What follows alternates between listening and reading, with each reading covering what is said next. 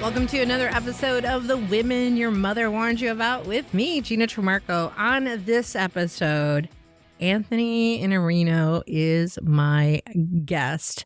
And we kind of talked about his newest book, The Negativity Fast. We got into that and so much more on this episode.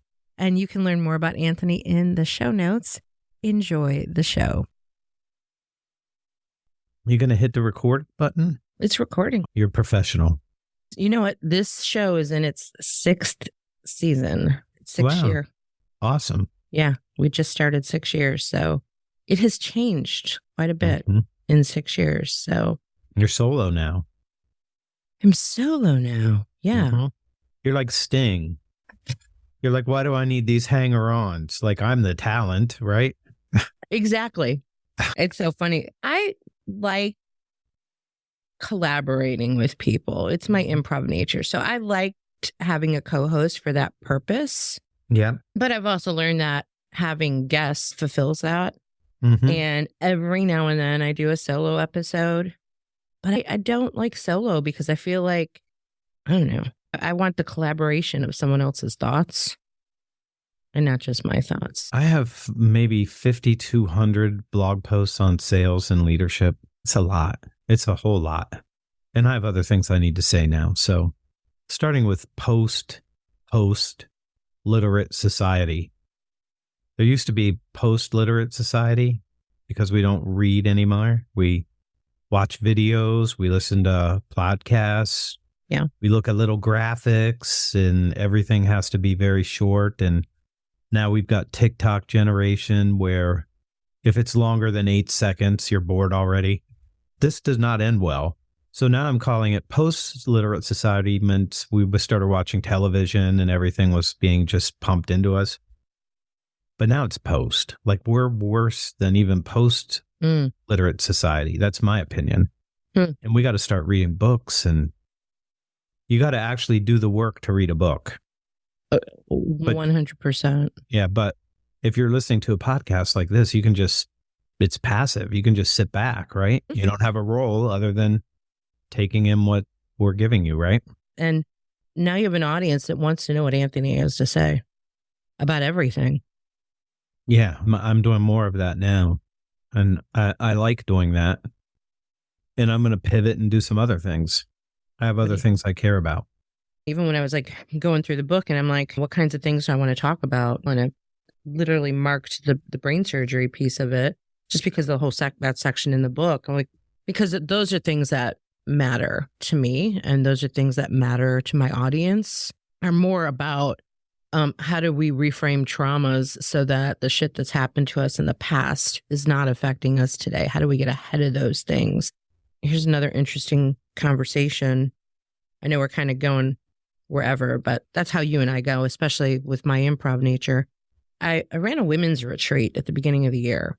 Something really interesting happened in that retreat because there was only one Black woman at that retreat. And she was brave enough and vulnerable enough to put it out there that she felt the night before when we went to an improv show at my theater that she didn't feel included. She felt like people were staring at her. She wanted to get up and leave. She shared all these feelings and we were all just like awestruck. Yeah. Because of our own ignorance. And hearing, once she kind of got a hold of her emotions and was willing to talk about it and share these things, it opened up a new door and a new lens to look at things a little bit differently and look at the negativity around what she's combating, but also gave us an opportunity because really what she said was, you as white women have the power to advocate for people who look like me. And we were all just, okay, what do we need to do? And so it just completely changed the lens, right? So to your point of what's important, right? Those are things that are more important to me now, not right. What's your conversion rate on closing? There's a whole lot of people for a whole lot of reasons that do feel like they're not included. Mm-hmm. And one of the things that I did with my kids is I made sure that no one was ever excluded. Like you're not allowed to exclude people. And that's just a horrible thing to do, is to put somebody on the outside. And so my kids, especially my son, when he was really young, if there was somebody in like kindergarten or first grade and that person was by themselves, he would go get that person and bring them in, because he didn't want to see them excluded.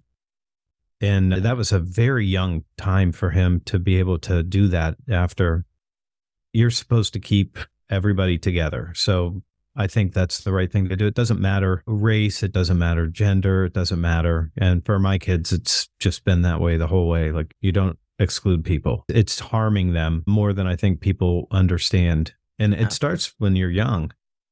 And women are worse than men, way worse on that kind of thing. So when a boy, let's say, let's go back to like high school, I got in a lot of fights. I wasn't a good fighter, but I was willing to do it because I had to. After a fight, it's over. Like, you're not mad at each other anymore. After that, you will be friends probably after having that fight. That happened lots of times. Women, though, exclude the other person, and it's psychological. It's not physical. It's just psychological. And so I saw a lot of that when my daughters were in high school. There's a lot of them that were trying to get some people pushed out of the group. And it's horrifying. I think it's terrible. And it hurts people. And the research on negativity fast, when I read just how traumatic that is for young people to be pushed out, it's really bad for them. And it can cause them to have anxiety, stress, depression, eating problems, and a whole bunch of things. It's really important to try to think about people that feel like they're left out, even if they're not being left out, but they could still feel it, even though they're with a group of people, right? Exactly. And this was the conversation that we had. And I think this is where I had a visceral reaction, right? My amygdala fired up and I was like, well, what do you mean you weren't included? We were there as a group. We were like I went to that instant kind of knee-jerk reaction, but I didn't verbalize it because I'm all about giving space. That is my philosophy and mythology of like creating a safe space for people to be able to speak and say what they're thinking. But my inside voice went to that fight or flight. And then I just kind of had to sit back. And while we all perceived it differently, it didn't matter because her perception was she didn't feel included. Her perception was people were staring at her. And even another woman had said, and I want to come back to this, how women are, because I agree with you. Another woman said, they could have been looking at you because you're so beautiful. And she was genuine and authentic with that response. But in some ways, I don't know, but I can imagine it can feel a little bit patronizing that you're taking away. You're not validating that. I feel like she's like, I was the only Black person in the room. And that's how I felt. I went to Hong Kong in 1907, right before the Chinese took Hong Kong back from Hong Kong. So I was there. We decided to go to Beijing. This is 1997. Everybody's wearing a Mao suit. They're riding bicycles. There's very few cars. They're burning coal all over the place. So I got home. We walked into the hotel. I blew my nose and it was black, like just completely from all of the soot. And all my clothes were covered with soot from walking through Beijing. But while there were no Americans there. Like that there was not anyone around. We were walking through Tiananmen Square and a woman came up to my wife who's 5'8", blonde hair, thin. And these women walked up to her and said, "You're ugly. You're ugly. You are an ugly person." I was just like, what? Like, it's so weird. But she's like the only person that looks like her there. And it was odd. It was very odd to have somebody come up and say something like that. They had enough English to be able to do that. What's the response to something like that? Like, she felt something about it. And I'm like, they're all short. They all have dark hair. They all look exactly alike. And then you look so different that they had something to say about it. It was just very odd. Well, she looked like an alien Yeah, to them, yeah. to them. And there's not a lot of Americans there at that particular time. So, yeah. And then feeling like that's your feelings and perceptions of being in that place of not being where nobody looks like you. Yeah, where and that was the discussion we had, right? It's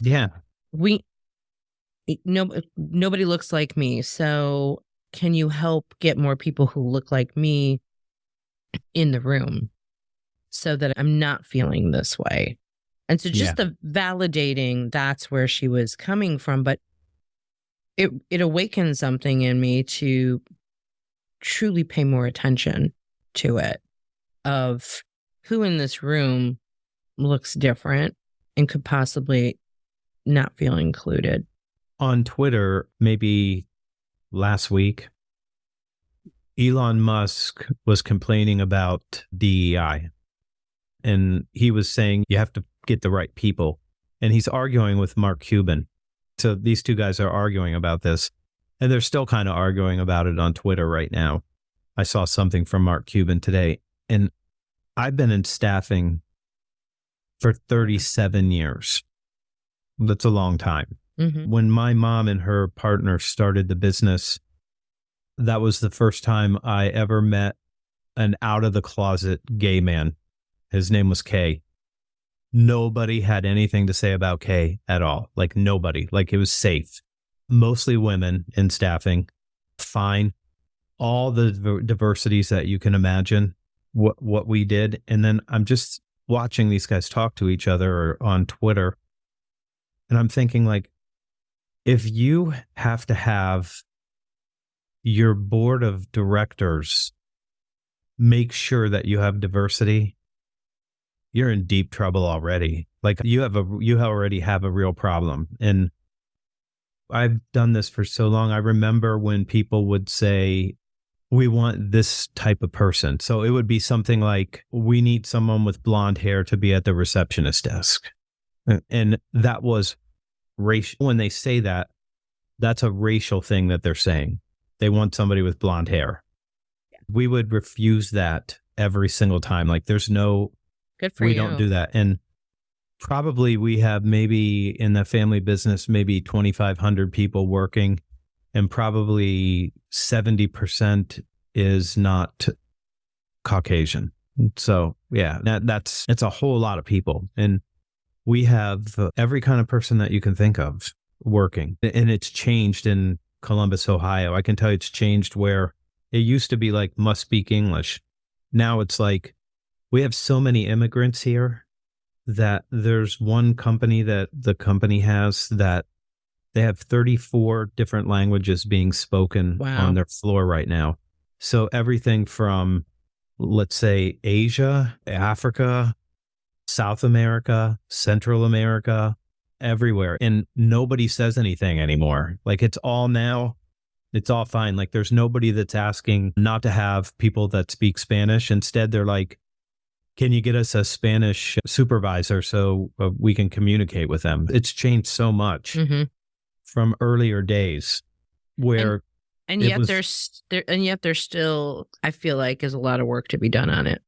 Yeah, but if the board has to bribe you with bonuses for doing that, then I think you're already broken. Like you're already broken. Yeah. Like you should have already been hiring diversity because that person came in and they had the skill set and you didn't hire them, then that's a different thing altogether, I think. Yeah. So I know this really well because I've done it since I was maybe 18 or something.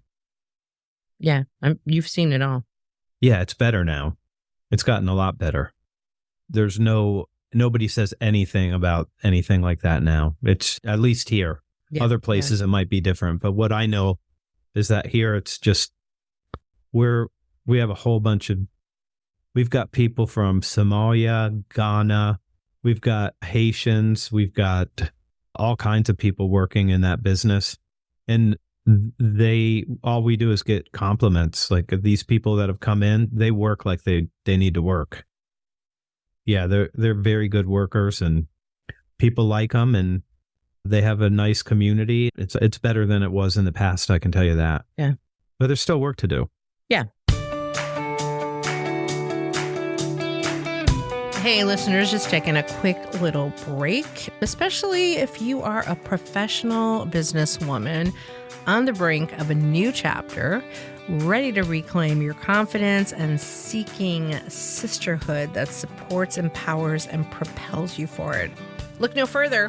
The Rockstar Collaborative is your tribe, your partner, and your catalyst for transformation. Last year, I piloted this program and flexed with it until it morphed into such a transformational experience that the members asked me to keep it going. But don't just take my word for it. Listen to what some of our rock stars had to say. So some of them said the following things. I was inspired to join the Rockstar Collaborative with a will to better myself, to find focus in my chaotic head, to really find my voice, and to figure out how to get out of my own way. Another woman said, the women in the collaborative are my newfound tribe. They are the ones that I can text or pick up the phone and call with any random question, and I know that I will get an honest answer. They're gonna let me fail and catch me and then help propel me forward. Another one said, if I had to describe the Rockstar Collaborative in 3 words, they would be empowering, embracing, and all around badass. This is a space that I truly love to be part of, helping other women in business on more the personal side of things that is going to have an impact on how you do business and how you do life, honestly. So, are you ready to be part of a bigger community? Won't you join us? Come and unlock your brilliance and discover the power of sisterhood and collaboration at the Rockstar Collaborative, where women come together to support, uplift, and empower each other. Our community is a blend of diverse, high-performing individuals who share a common goal, personal and professional growth. You know, it's hard to have it all, but you can learn how to have some kind of blend of all of it. The next 6 months program is starting soon. Enrollment is now open and limited to only 12 rock stars. So if you're ready to shine bright, foster your confidence, reinvent yourself, and make a positive impact on other women, don't miss this chance. Visit womenyourmotherwarnedyouabout.com and look for the Rockstar Collaborative tab under the tab for helping women. Rock on. I'm sometimes surprised by just certain reactions to how people do things in acquiring talent. And I'm also continuing to get educated. I had someone on the show a couple months ago who talks about immigrants and leadership and how there's a bias towards it, that she's told some great stories around executives who didn't want to interview someone because they couldn't understand their accent, or people getting removed from the resume pile because of their name on the resume. And those things are still happening. Or who do you prefer to work with in training? Do you want to work with a female or do you want to work with a male? Like that can continue to proliferate, that attitude and that approach to it. Like, you know, I did this once with a client who wanted Jeb to speak at an event, and we know how busy Jeb is. And I'm like, if you couldn't have Jeb, what type of speaker would you want? Like, what would that look like? Like, describe. Like, I didn't want to lead it with. Now, I did eventually get down to that because I felt like culturally it could have been an issue between a male and a female, because it was a different culture, a different country, and it could have been an issue. But I waited to open that door. I first wanted the client to talk about the style that they were looking for. And I said, if you couldn't have Jeb, would you be open to someone else? Well, yeah, we would. We'd want to know who it is. And I'm like, well, what is it that you like about Jeb? Well, that he's direct, he's to the point. He went through all those things. And I said, okay, so if we had another trainer that was like, and I waited a while before I asked that question but I thought in that situation, it was an important question to ask. And I was so happy to hear he's like, it doesn't matter. And that's good. Yeah. part of me felt bad to make an assumption that maybe it would be a problem, but I also wanted to be culturally sensitive that it could be a problem. And so how do you walk that tightrope? I've had a number of clients that have had a whole bunch of us. And a couple years ago, I said, I'm only going to introduce you to a woman. Like, you have no women speakers. You've had a whole bunch of us there. I'm going to give you an introduction, and I'm really going to suggest that you actually just hire this person to do this. Like, you need to bring a woman in and let them have the stage. And they did that, and they loved it. And they were like, that was great. That was a very good. Yeah. 'Cause I'm like, everybody looks like me. Well, I'm happy you bring that up, because that is something that I'm really pivoting and doubling down on, is having that conversation. Just like my Black friend who said, can you white women advocate? And at the same time, us white women are saying to the white men, can you advocate for us white women and bring us along, or for all women? Let's just leave it at that. It doesn't have to be white women, but how do we continue to lift each other up? And we continue to see this, especially as speakers. There have been a couple NSA events where you see the promotional ad and like everybody in the ad is a white man. And you're like, could we mix it up just a little bit? It's like, They're pretty diverse. There's more. You might not have seen a good picture, but there's a lot. I've been to a couple of their things. They've had a lot of diversity. They have a lot of women there.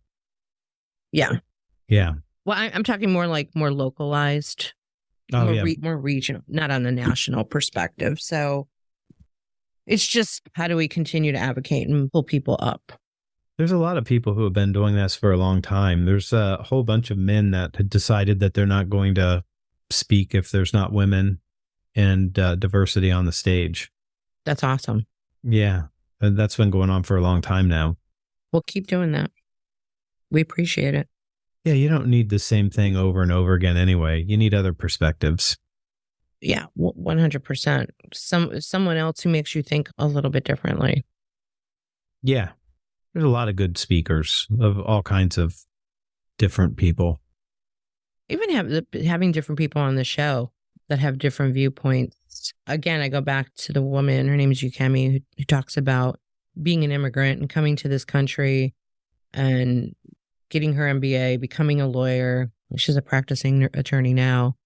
But now she really advocates for how do we promote immigrants? And she talks about their grit and their resilience, because how do we promote them and not dismiss them or have an unconscious bias about them? And that's really interesting. Again, I like having these conversations that open my eyes to make me a better person so that I can help the world be a better place.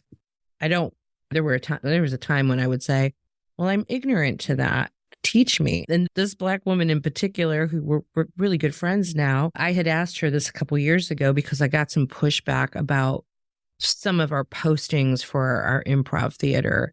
And someone had commented, look at all the white people. Where are the Black people? And I'm like, I don't know how to get them. I don't know how to attract them. Like, it's a form of ignorance. And now what I say is, well, my brother's a comedian. Yeah, oh yeah. Yeah. So yeah, he's I don't think I knew going to Japan right now to do comedy there for a couple of days. Then he's going to go to Thailand, and then he's going somewhere else on the way back. Oh, that's I don't know. awesome. He's got a whole bunch of things he's got to do.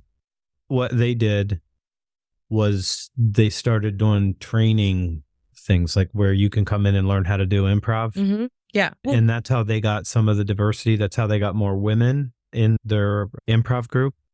And it's how they got more diversity in there. It's just bringing them in, and then. Yeah.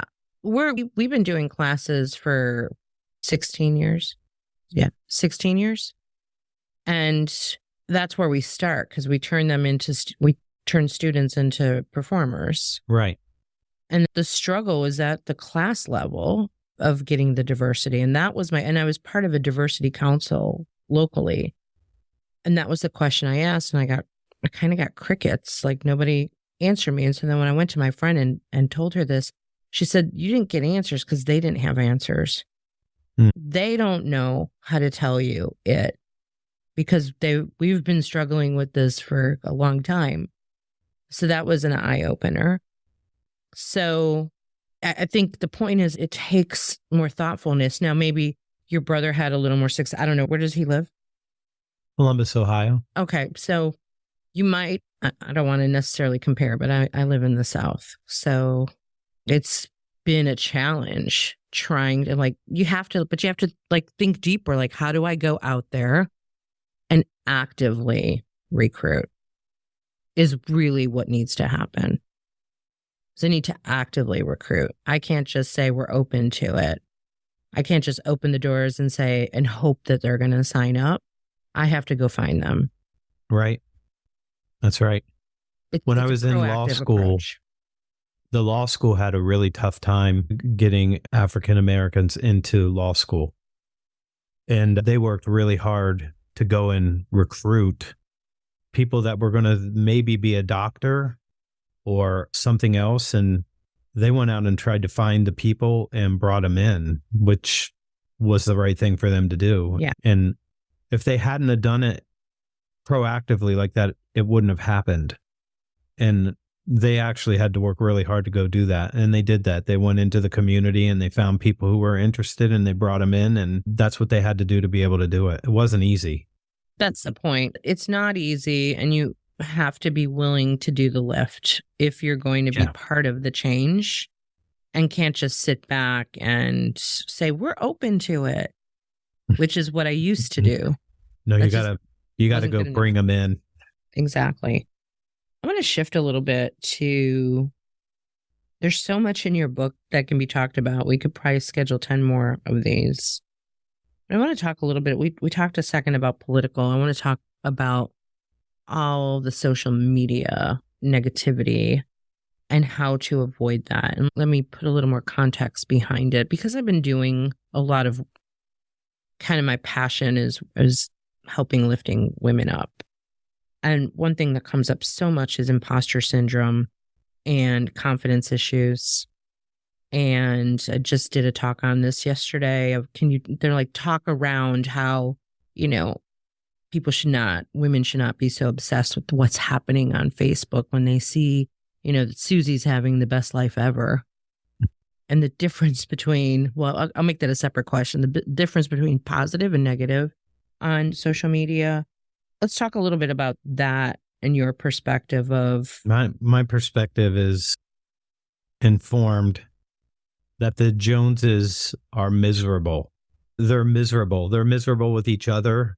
They're miserable having to stage their house to take pictures. And they have to show up and look a certain way. It's got to be absolutely just so much time and energy and something that is just so shallow. Like there's nothing there. It is. I think that's what people need to know. And I will tell you that there is something that's true about the difference between men and women. Believe that they're not as competent as they should be. Men are overconfident by don't do that. Like smiling and then nodding like that. Yeah, we know. Some of us know anyway. Like we're overconfident and you're underconfident, and that's not right. I have a sales force that's 100% women. It has been for as long as I've been doing it. It's all women. They're great. They win at 85%. That's a crazy win rate. And I don't know that a man's going to do better than they are, but they'll be more confident what they're doing, even though they are not as good as what I've got. And I just think all these women that feel that way, they have the right to feel that way, but it's not true. You're every bit as competent. You're probably better in many ways, especially in leadership, because you're more interested in relationships than things. So good salespeople, and I am one, I'm interested in relationships. That's the thing, that I'm not trying to win the deal. I'm trying to win the relationship, because if I get the relationship, then I have something that's a strategic advantage. Like it's very hard to take somebody away and replace them when you have a relationship that's been 7 years of working together. Yeah. So those are the things. Women are way better at those sort of things on a generality. So when we say generally, it's true. It's not true for everybody, but for the most part, it is. And I think that my girls, I've got twin daughters. They're 24 on the 25th. So they're right around the corner here. Both of them are incredibly competent and confident. They're very confident in who they are. The little one is like really a tough kid. Like she's going to get everything that she wants in life because she is. It's just who she is. She wants things. She's like her dad, which is not always a positive thing. She's also not conflict averse, but she's good with people. She's charming. Took me till 17 to make her charming. Normally it was just like, I'm going to fight everybody. And I'm like, no, you might have to at some point, but maybe start with seeing if you can charm them. And then she got really charming and it works very well for her. So she just needed some better strategies. But they both are competent and confident. And part of that is probably because they grew up with me. Well, I was just going to go down that path because I've done a lot of research on confidence and imposter syndrome. I've created a course, Selling with Confidence, based on that because I'm really fascinated with that. I'd love your take on, and I think I came out of my mother's womb pretty confident. And so that's why people have always approached me with, where did it come from? And I think a lot of it did have to do with how I was raised and my dad. And I was a daddy's girl, but my dad was tough. Mm-hmm. But his impact on me definitely affected my confidence. Why do you think women are less confident and men are overconfident? I think that this is something that it's been that way for so long that men have had so much of a dominant role, especially in business. But I grew up with a single mom who grew up under a single mom. I had a father who left when I was 6, and he had a single mom, never married to his dad. And so I think a lot of this is, for a long time, business was men. For a very long time. Yeah, I keep forgetting that. Yeah, for a long time, it's been that way. Until we had birth control and things like that, when we didn't have those sort of things, it's harder for women. It's hard for women when they have kids too. So it's hard. And I think that's part of this, is that you have another role. Even if you're working in business, you have another role when you get home as a woman that a man doesn't necessarily have.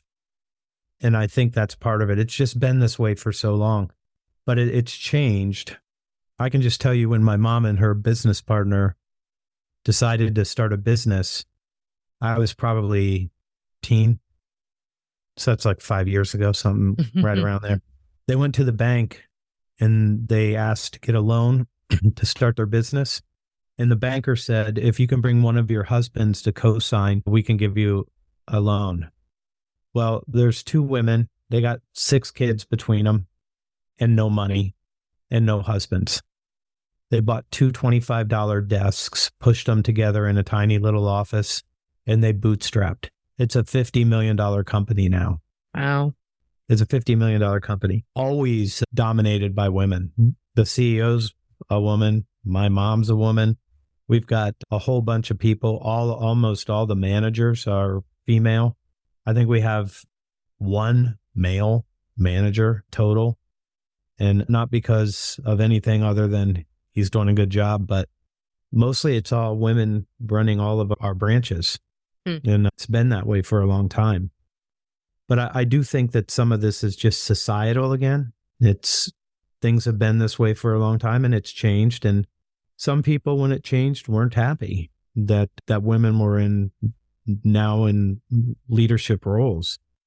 I just grew up in a place where there were always female leaders, some male leaders, different people, lots of diversity. And that's why when I was watching this interaction on Twitter, I was sort of amused, like, you guys are having this conversation in 2024? This is a long time that you start talking about diversity. Like, it's been going on now for a very long time. You guys are just catching up to this? Where have you been? We have every kind of person you can think of working for us. And why wouldn't you? I don't know. People are just not tapped in enough, I guess. Women, if I could say one thing to women, you should not have imposter syndrome at all. And the reason that you don't understand that men have that same imposter syndrome is because they put on this face that makes it look like they're more confident than they are. And I can tell you that for certain. I know that's how men work because I am one and I got a lot of friends. So I know some of it is them putting a brave face on, even though they don't think that they have the confidence that they would want to have. Yeah, but I'm with you. I'm with you on that. Like I struggle with, I don't struggle with understanding it. I understand how women can have it and some men can have it. Jeff Bajorg and I have talked about this as well. It's just a matter of, in my opinion, recognizing it and then attacking it and getting past it and realizing that you are competent because confidence comes from the competence. And once you can start. And vice versa. Exactly. Yeah. They feed each other. Right. And you have to practice the wins and practice the gratitude and look at what went wrong, but what did you win from it? Now, being an improviser, being a trained improviser for the stage, we actually, and I've been talking about this for the past year as part of the book I'm writing right now, we like failing on stage because what's happened is we've rewired our brains from failure. Like when we fail, the audience laughs because they're laughing for a couple reasons. They're like, oh, thank God that's not me up there. Oh my gosh, that's so funny that they seem inept, and they laugh. And so when we're complete failures on stage, we're rewarded for it. And so that's completely rewired my brain. And I didn't realize it for 30 years. That's what was happening. I think through that training, that's where a lot of the confidence came from because I'm like, nothing bad's going to happen to me by making a mistake on stage. I'm actually going to get rewarded for it. So now let me go out of my way to make a mistake. You have to have that freedom as a performer, like whether it's a keynote, whether you're sitting across from clients, like you have to have the ability to try things and have the courage to try things, I think. 100%. Failing is just part of it's part of the success journey. Like exactly. That's it. So you don't think about it that way. In the book, I wrote about like, it's either a loss or it's a lesson. And you have to pick one of those. Like, which do you want to do? You want to take the lesson out or do you want to believe that you lost something? Yeah. And you couldn't have lost anything. Yeah. Everything is a lesson to me. Everything. Yeah. And I think that's where the positivity kicks in. I know I got 7 minutes left. I know. Do you have a call after this too? I do too. So I'm just going to have to schedule more time with you because I could talk to you forever on these life societal things if you're good with that. Yeah. I think I'm happy always get to go talk to you. I love it. Likewise. Well, I'll schedule some more time with you because I'd like to go have these more societal conversations and hear about that YouTube show you're going to create. For those listening, we will put this in the show notes. You do need to get Anthony's new book. You want to do a little plug on that? Yeah, the negativity fast. So I was really angry at one point in my life, and I decided that I was going to get rid of all of my negativity. And I was going to do it for 30 days. And I did it for 30 days. And then I liked it so much, I did it another 30 days. And then on the third time I did it, all straight in a row, I realized I wasn't taking in anything positive. So I got rid of the negativity. And then the third time through, I decided I was only going to start listening to Ziegler, Stephen Covey, like Anthony Robbins, anybody who was like positive and future oriented. I'd only listen to that. And I got rid of media. Like I haven't watched television news for decades. And people are like, how do you know what's going on? All the negative people tell me. They all tell me like what's going on. They're negative and they want me to be negative with them. But I gave it up. And sometimes my wife is mad at me. She's like, did you see that story? And I'm like, I didn't see it because I'm not looking for it. I don't want the negativity. The cable news channels will just feed you fear and make you think that the Yeah. people around you are your enemies. And I will not take any of that in. It's poison. And I don't want to digest poison on a daily basis. I don't think it's a good thing. I'll read The Economist because they're not trying to divide America like all the media companies here are trying to do that. And it's not very good for us. So you didn't read the political part, but I'll give you the gist of it. Just be post-political. Like, just be past it. Your life is 4,108 weeks on average.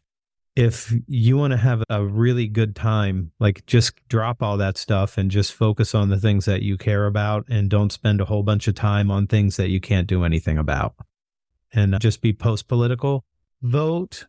Maybe before November, like, read some things, decide who you want to vote for, what things that you need to do. And then after that, make your vote and leave it alone for a couple more years, right? Yeah. Yeah. It's easy. Excellent point. Well, thank you as always. It is always a great conversation with you. For our listeners, thanks for listening. We will put in the show notes a link to the Negativity Fast so you can pick up a copy of that. And at 50% off until January 31st. So it's a $28 book, or you can get it for $14. There you go. Where should they go for that? Should they go to your site or to Amazon? Amazon or Barnes & Noble. Each one of them did that. We were like one of the top 30 books for 2024 for business people. And so that's how we got that. Awesome. Yeah. And Well, we have thank you. Audible finally. Oh, I've got it on Audible and I've got it on Kindle. Oh, thank you. Now I need an autographed hard copy. Send me your address. It'll be on its way. Fantastic. Thank you so much. Good to see you. And let's do it again. Okay. See you soon. Thanks for listening to this episode of The Women Your Mother Warned You About with me, Gina Tremarco. For more information about the show, go check out womenyourmotherwarnedyouabout.com, which includes all of the links to our social media, including YouTube, where you can actually watch the show. Thanks again for listening. We'll see you next time.